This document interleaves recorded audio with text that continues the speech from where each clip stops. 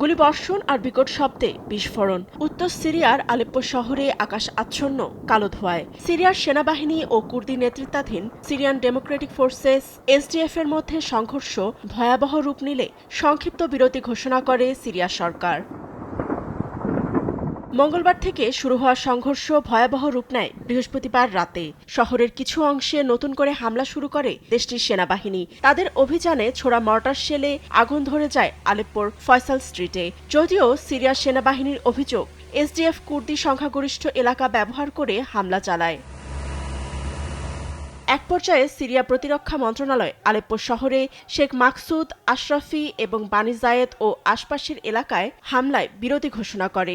আকিজ নিয়ে এলো বিশ্বমানের বেবি ডায়াপার মাম্মাম, কটন সফট ম্যাটেরিয়াল, বাবুকে দেবে র্যাশ ফ্রি সুপার কমফোর্ট। যা শেষ হয় স্থানীয় সময় সকাল ৯টায়। এর আগে কর্তৃপক্ষ আলেপ্পো শহরে বেশ কয়েকটি এলাকায় কারফিউ জারি করে, স্থানীয়দের নিরাপদ স্থানে সরে যাওয়ার নির্দেশও দেয়।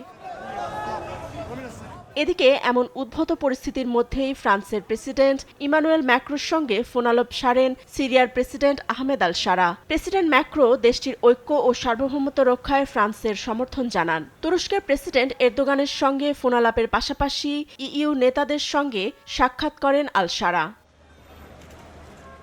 চলমান সংঘাতে শেখ মাকসুদ ও আশরাফি এলাকা ছেড়েছে ১,২০,০০০-এর বেশি মানুষ। এখনও আটকা পড়েছেন অনেকে। আলেপ্পো থেকে এসডিএফ যোদ্ধাদের বের করে আনতে প্রবেশ করেছে বাস।